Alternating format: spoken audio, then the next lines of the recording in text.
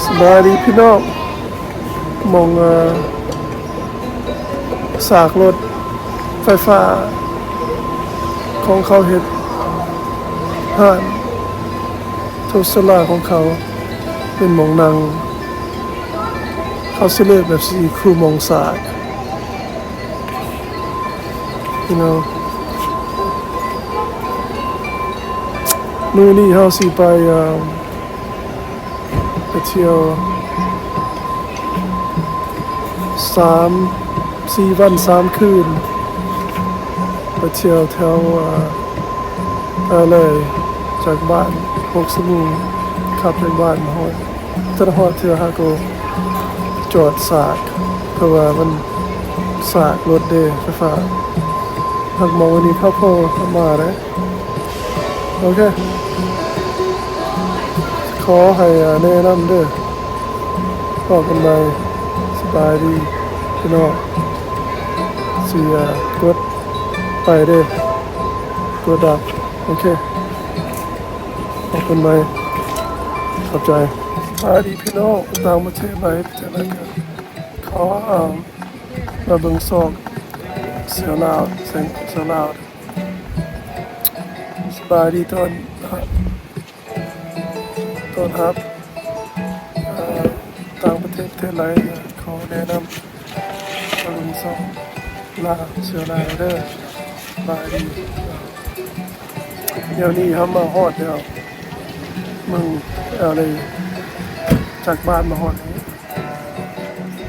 มีลายหมองผักเนี่ยของน้ำเนี่ยเศร้ามาฮอดไปออกบ้านแต่เศร้ามาฮอดตอนเที่ยงบางมา12 โมงเขาไปกินข้าวแล้วก็มาดินน้ำทะเลน้ำทรายหมดทั้งหมดทะเลน้ำทราย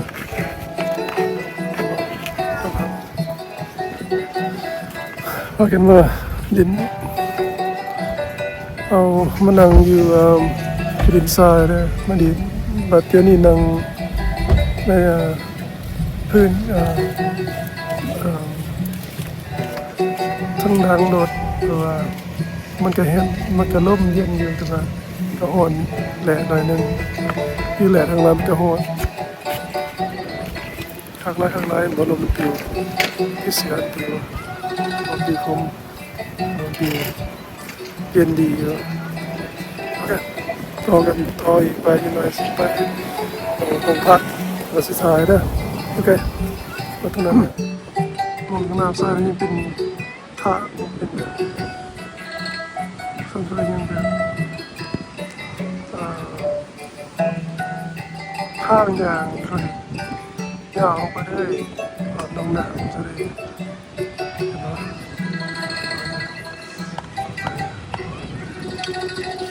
ข้างมาดีพี่น้องกลับมาพบกับเสือลาวอีกแล้วตอนนี้เราก็สบายดีพี่น้องต่างประเทศหลายประเทศหลายก็ขอรับมาเบิ่งส่องกันมามวนนำกันทายมวนผู้ใดอยากรู้ว่าอยู่ไสเมืองรัฐมีกาประเทศมีกามันก็มีหลายหม้องเหมือนกันเดี๋ยวนี้เฮามาฮอดแล้วหม้องพักหม้องพักอยู่นี่มันก็บ่ใหญ่ปานใดแต่ว่ามันหักอยู่ชั้นสูงอยู่ใกล้เห็นบ่พาเบิ่งเด้ออยู่ใกล้ทางทางถนนใหญ่เห็นบ่ถนนใหญ่เฮาส่องเวียนๆกับเบิ่งแล้วก็มันก็พอเศร้าและเศร้าพักมองนอนมันก็มี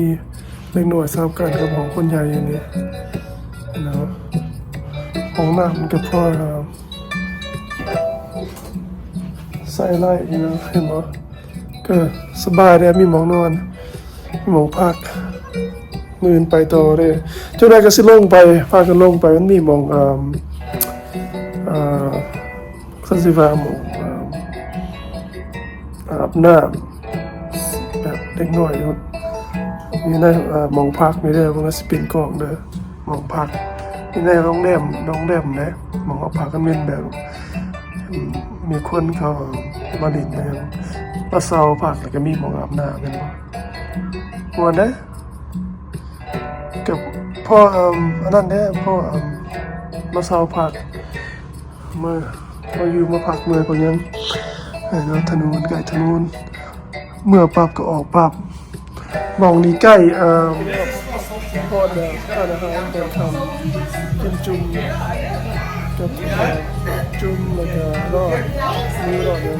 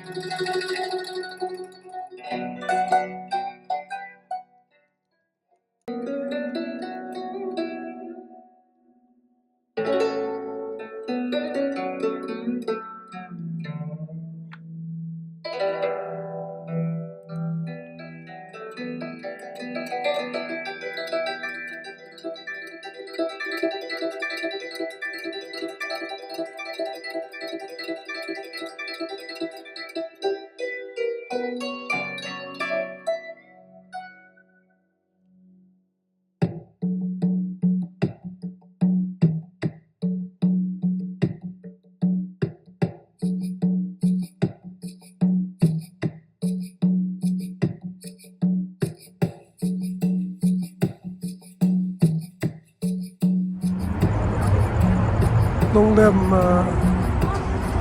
ของพักเซานะครับ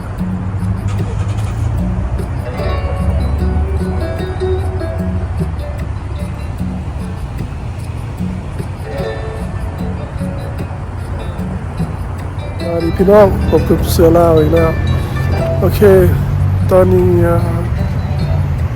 คืนวันที่2วันที่2เราสิพากันออกไปกินข้าวแรงเด้อเมื่อเช้านี้ไปเที่ยวอย่างละลืมถ่ายเห็นบ่ทางหลังของเสาพักอยู่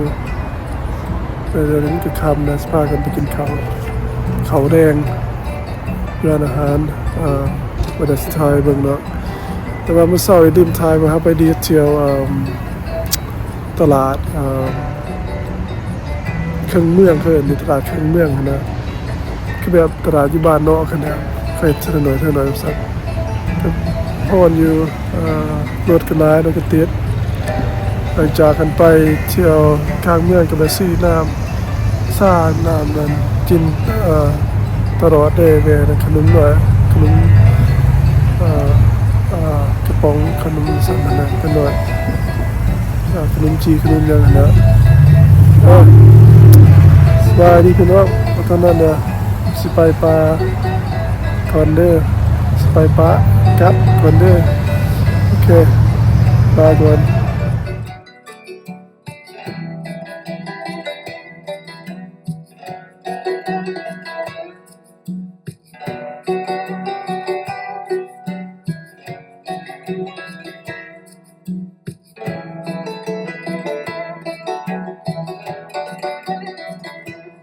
สวัสดีพี่น้องผมกับเซล่าเขาเนี่ย ตอนนี้เขาอยู่ตลาดในเมืองมันในเมืองพิการมีอะไรเป็นมองเป็นทรมองทั้งมองภาษาซีแบบเมืองน้อยคือว่าแบบมองเป็นเมืองเลโดสายการโอเคเอากันมาเด้อ